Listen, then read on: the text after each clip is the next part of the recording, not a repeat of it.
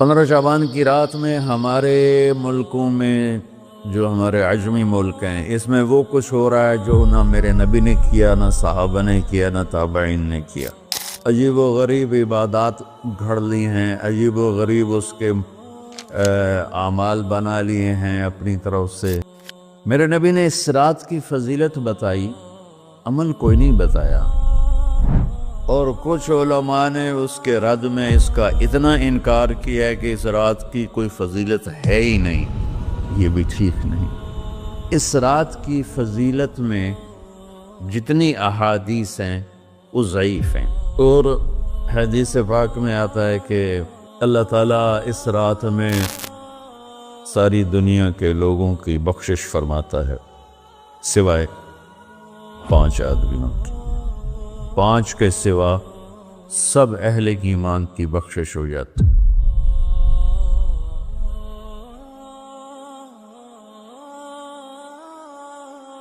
میں 15 شعبان کے حوالے سے بات کچھ کرنا چاہتا تھا اور کچھ رمضان کے حوالے سے۔ 15 شعبان کی رات میں ہمارے ملکوں میں جو ہمارے عجمی ملک ہیں اس میں وہ کچھ ہو رہا ہے جو نہ میرے نبی نے کیا، نہ صحابہ نے کیا، نہ تابعین نے کیا۔ عجیب و غریب عبادات گھڑ لی ہیں، عجیب و غریب اس کے اعمال بنا لیے ہیں اپنی طرف سے، اور مسجدیں بھری ہوتی ہیں اور روشنیاں لگی ہوتی ہیں اور آتش بازی ہو رہی ہوتی ہے۔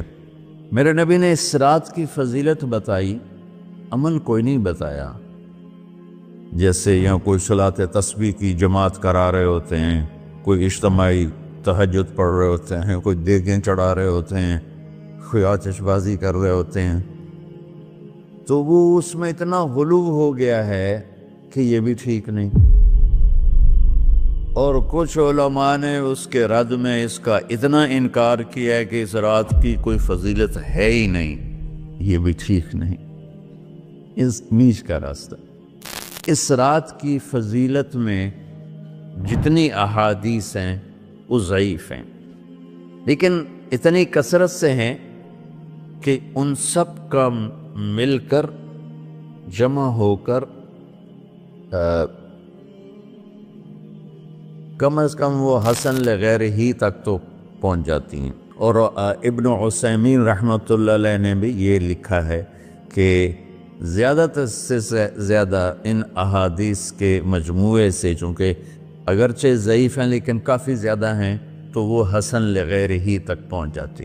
تو حسن لغیر ہی سے کوئی عمل ثابت نہیں ہوتا، عمل ثابت ہوتا ہے صحیح حدیث کے سے۔ ایک احادیث کی کثرت سے روایات اور ایک امت کا عمل، کہ امت کا بہت بڑا طبقہ صدیوں سے اس رات کا اہتمام کر رہا ہے، لیکن کچھ عرصہ پہلے تک اہتمام تھا دن میں روزہ رکھنا، رات کو کوئی نوافل پڑھ لینا، کوئی 2 چا زیادہ پڑھ لینا، لیکن اب یہ ڈھول تماشے جو اب شروع ہوا ہے اس کا تو کوئی وجود ہی کوئی نہیں ہے۔ تو اس رات کو اللہ تعالیٰ نے مبارک بنایا، اور حدیث پاک میں آتا ہے کہ اللہ تعالیٰ اس رات میں ساری دنیا کے لوگوں کی بخشش فرماتا ہے سوائے 5 آدمیوں کی۔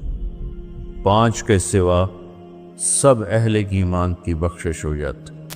مشرک، المشرک، پہلا مشرک، دوسرا مشاحن۔ مشاحن کیسے کہتے ہیں؟ دل میں بغض رکھنے والا، کینہ رکھنے والا۔ تیسرا مسبل ازارہ، اپنے پاجامے شلوار چادر کو ٹخنوں سے نیچے تک لے جانے والا، لیکن ایک شرط کے ساتھ کہ وہ تکبر کی وجہ سے، سستی کی وجہ سے ہے، غفلت کی وجہ سے ہے۔ چونکہ جب آپ نے ایک مرتبہ اس کے بارے میں بات کی تو حضرت ابوبکر صدیق نے کہا یا رسول اللہ، میری چادر، عرب چادر باندھتے تھے جیسے ہمارے پنجاب کا لباس چادر تھا، اب وہ کم ہو گئے۔ ہماری تو بزرگ عورتیں بھی اور مرد بھی سب چادر باندھتے تھے، شلوار تو کسی کو پتہ ہی نہیں ہوتا تھا ہمارے بچپن میں۔ یہ تو پھر آہستہ آہستہ جب تعلیم آئی تو شلوار دیہاتوں میں بھی اور شہروں میں عام ہو گئی۔ تو اگر وہ اس لیے لٹکا رہا ہے کہ طبیعت میں تکبر ہے، پھر اس وعید کا وہ حقدار ہے۔ اگر ویسے اس کی نیچے جا رہی ہے تو میرا مالک ایسا، وہ تو ہے ہی رحیم و کریم، ہے ہی رحیم و کریم، ہے ہی رحیم و کریم، صرف شلوار نیچے لٹکانے سے وہ اتنی شدید سزا دے۔ اگر اس کے پیچھے تکبر ہے، پھر ہے یہ تکبر نہیں ہے تو انشاءاللہ وہ اس سے محفوظ ہوگا۔ تو اپنی چادر کو لٹکانے والا، لیکن بشرط تکبر۔ کتنے ہو گئے؟ 3۔ عاق لوالدیہ، ماں باپ کا نافرمان۔ نافرمان ایسا کہ دکھ دینے والا۔ چھوٹی موٹی اونچ نیچ تو ہر بچے سے ہو جاتی ہے، جن نے والدین کو ٹکڑے ٹکڑے کر دیا ہو اور ان کو دکھ دے دے دے دے کے ان کا سینہ چیر دیا ہو، چونکہ عاق کہتے ہیں پرزے پرزے کرنا کسی چیز کا، تو اپنے دکھ دے کر اپنی بدتمیزی کے ساتھ اس نے ماں باپ کا دل زخمی کر دیا ہو، ایک یہ نہیں معاف ہوتا۔ 5واں مدمن خمر، مسلسل شراب پینے والا، مستقل جو شراب کا عادی ہو۔ ان 5 کو مؤخر کر دیا جاتا ہے۔ معافی نہیں ہونے کا مطلب یہ نہیں کہ اللہ تعالیٰ کبھی معاف نہیں کرے گا۔ معافی نہ ہونے کا مطلب یہ ہے کہ یہ 5 ایسے گناہ ہیں کہ اس کی وجہ سے بخشش رک جاتی ہے۔ اگر وہ شرک سے نکل آئے، وہ کینہ سے نکل آئے، وہ تکبر سے نکل آئے، وہ والدین کی نافرمانی سے نکل آئے، شراب چھوڑ دے، تو ان کی بھی بخشش ہو جاتی۔ جب کوئی توبہ کرے گا فوراً بخشش ہو جائے گی۔ نہ 15 شعبان کی ضرورت ہے، نہ لیلۃ القدر کی ضرورت ہے، نہ بیت اللہ جانے کے ساتھ توبہ کی شرط ہے۔ جہاں بھی وہ بیٹھ کے توبہ کرے گا، جس لمحے میں کرے گا، اسی وقت اس کی توبہ قبول ہوگی اور اللہ اس کے پچھلے سارے گناہوں کو معاف فرما دے۔ دن کا روزہ، رات کا قیام، زیادہ قیام سے مراد نوافل ہیں، کوئی گھر میں پڑھ لے، کوئی مسجد میں پڑھ لے۔ نوافل، نفلی عبادات گھر میں ہی افضل ہوتی ہیں۔ میرے نبی سنتیں ہمیشہ گھر سے پڑھ کے آتے تھے۔ تہجد اپنے گھر میں پڑھتے تھے، مسجد میں نہیں پڑھتے تھے، سوائے اعتکاف کے۔ آپ اپنے نوافل سنتیں سب گھر میں پڑھتے تھے اور مسجد میں صرف فرض آ کے ادا فرماتے تھے، اور اس کے بعد بیٹھنا ہوتا تھا تو بیٹھ جاتے تھے، اٹھنا ہوتا تھا تو اٹھ جاتے تھے۔ تو اعتدال اللہ کو ہر چیز میں پسند ہے۔ دنیا جو مختصر ہے اس میں کیسے پسند نہیں ہوگا؟ آخرت جیسے معاملے میں بھی اللہ ہم سے کہہ رہا ہے اعتدال، امتاً وسطا۔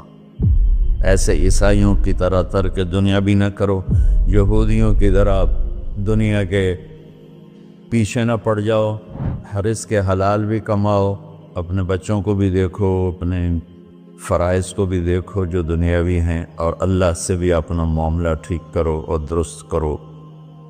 بعد کے زمانے میں صحابہ کے بعد سے ہی ایک انتہا پسندی امت میں آئی، ساری رات جاگنا۔ فلاں بزرگ تھے، وہ رسے سے اپنے بالوں کو باندھ لیتے تھے کہ نماز پڑھتے پڑھتے جب نیند آئے اور جھٹکا لگے تو رسے سے بندھے ہوئے بالوں سے اس جھٹکے سے تکلیف ہو اور ان کی آنکھ کھل جائے اور پھر نفلوں میں شروع ہو جائے۔ ایک فلاں بزرگ تھے، وہ اپنے آنکھوں میں نمک کا سرما لگاتے تھے تاکہ آنکھیں جل جائیں، اور اس میں وہ جلن پیدا ہو جائے اور نیند اڑ جائے۔ یہ ایسے واقعات بھرے پڑے ہیں۔ فلاں بزرگ تھے، انہوں نے 30 سال عشاء کے وضو سے فجر کی نماز ادا کی۔ یہ اپنی جگہ پہ بزرگی ہے، لیکن یہ بھائیوں یہ دین ہم پیش نہیں کر سکتے۔ فلاں بزرگ تھے، وہ 30 سال سے ستو کھا رہے تھے کہ روٹی کھانے اور ستو کھانے میں 70 دفعہ سبحان اللہ کا فرق پڑ جاتا ہے۔ تو روٹی کھائیں تو 70 دفعہ سبحان اللہ کم کہہ سکتے ہیں، اور ستو کھائیں تو 70 دفعہ سبحان اللہ زیادہ کہہ سکتے ہیں۔ تو لہٰذا انہوں نے کہا مجھے تو 30 سال ہو گئے، میں تو ستو کھا رہا ہوں، میں تو روٹی نہیں کھا رہا۔ یہ دین نہیں ہے، یعنی یہ وہ دین نہیں جو ہم انسانیت کو پیش کر سکیں۔ یہ تو لوگوں کو دوڑانے والی بات، یہ رہبانیت کی شکل ہے۔ یہ وہ دین نہیں جو ہم لوگوں کو پیش کریں گے تو وہ کہیں گے واہ واہ واہ واہ کیا دین ہے بھائی، قبول کرو۔ یہ ایک قسم کا غلو آیا۔ میں ایک حدیث سناتا ہوں، بخاری شریف میں بھی ہے، مجھے اب ہرشا بھول گئی، لیکن وہ ہے نہی الغلو، اس طرح کر کے آپ لوگ زیادہ جانتے ہوں گے جو پڑھ رہے ہیں کہ غلو سے نہیں۔ حدیث آپ کو سب کو یاد ہوگی کہ 3 صحابہ آئے اللہ کے نبی کے گھر اور پوچھا کہ اللہ کے نبی رات کیسے گزارتے ہیں؟ تو وہ گھر والوں نے کہا سوتے بھی ہیں، جاگتے بھی ہیں، کھاتے بھی ہیں۔ تو وہ تینوں آپس میں کہنے لگے وہ تو نبی ہیں، سوئیں بھی تو کوئی بات نہیں، اور شادی ہے کوئی بات نہیں، ہم تو نبی نہیں، ہمیں تو کچھ کرنا چاہیے۔ ایک نے کہا کہ میں ساری زندگی روزہ نہیں چھوڑوں گا، ایک نے کہا کہ میں ساری زندگی سوؤں گا نہیں، ایک نے کہا میں ساری زندگی شادی نہیں کروں گا۔ تو دیکھنے میں تو واہ واہ کیا بڑی بزرگی ہے بھائی، بڑے بزرگ ہے۔ ہمارے نبی کو پتہ چلا، آپ نے تینوں کو بلا لیا، کہ تم مجھ سے زیادہ اللہ سے ڈرنے والے ہو، میں تم سے انا اتقاکم یا اخشاکم، الفاظ آپ لوگوں کو زیادہ یاد ہوں گے لیکن مفہوم میں صحیح پیش کر رہا ہوں۔ آپ نے کہا میں تم سے زیادہ اللہ کو جانتا ہوں، تم سے زیادہ اللہ سے ڈرتا ہوں، میں سوتا بھی ہوں، میں کھاتا بھی ہوں، میں روزے بھی رکھتا ہوں، میں چھوڑ بھی دیتا ہوں، میری بیویاں بھی ہیں، میں اپنی بیویوں کے پاس بھی جاتا ہوں۔ تم دین میں غلو سے بچو، پہلے امتوں کو ہلاک کر لیا دین میں غلو۔ دنیا میں غلو یعنی انتہا پسندی، ایکسٹریمسٹ ہونا، دنیا ہو یا دین ہو، دونوں میں اعتدال بچو، اللہ تعالیٰ کو پسند ہے۔ تو شعبان کے حوالے سے ایک علماء کا طبقہ اتنا رد میں گیا کہ ایسی نفی کر دی کہ جیسے ہے ہی کچھ نہیں، یہ بھی غلط ہے۔ ایک طبقہ وہ ہے جو پتہ نہیں کیا کچھ کرتا ہے شب برات کے نام پر، وہ بھی غلط۔ ساری حدیثوں کو ملا کر روزہ اور رات کا قیام، کہ رات کو اٹھ کے کچھ اللہ کو یاد کر۔ اس آیت میں بعض مفسرین سے غالباً بھول ہوئی، حامیم والکتاب المبین انا انزلناہ فی لیلۃ مبارکۃ انا کنا منذرین فیہا یفرق کل امر حکیم امر من عندنا انا کنا مرسلین۔ یہ لیلۃ القدر ہے، انا انزلناہ فی لیلۃ مبارکۃ، یہاں دوسرا لیلہ مبارک رات میں ہم نے قرآن کو اتارا۔ دوسری آیت کو جوڑو، انا انزلناہ فی لیلۃ القدر، ہم نے قرآن کو لیلۃ القدر میں اتارا۔ تو وہ آیت اس آیت کا ترجمہ کر رہی کہ لیلۃ مبارک سے مراد لیلۃ القدر ہے، 15 شعبان نہیں۔ لیکن بعض مفسرین جو بڑے لوگ ہیں، لہذا ہم سب کا ادب احترام کرتے ہیں، لیکن رائے کا اختلاف ہو وہیں بڑے علماء میں ہی ہے، تو اسی کو میں آپ کے سامنے نقل کر رہا ہوں، کوئی اپنی رائے نہیں دے رہا ہوں۔ تو ان سے یہ صاف ہو گیا کہ انہوں نے اس کو 15 شعبان بنا دیا۔ یہ 15 شعبان کی رات نہیں ہے، یہ لیلۃ القدر ہے، کہ جس میں وہ پورے سال کے احکام اعلان کر دیے جاتے ہیں، وہ شب قدر ہے۔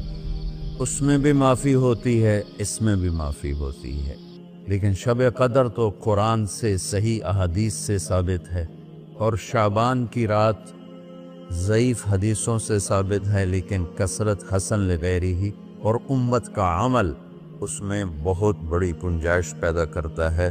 تو جو بچہ روزہ رکھنا چاہے ضرور رکھے، جو رات کو اٹھنا چاہے ضرور اٹھے، لیکن وہ اتنا نہ اٹھے کہ صبح سبق میں سویا پڑاؤ۔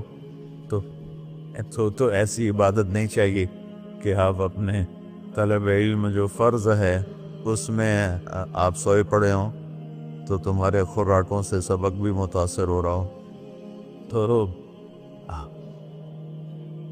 اعتدال بچوں، ہر چیز میں اعتدال۔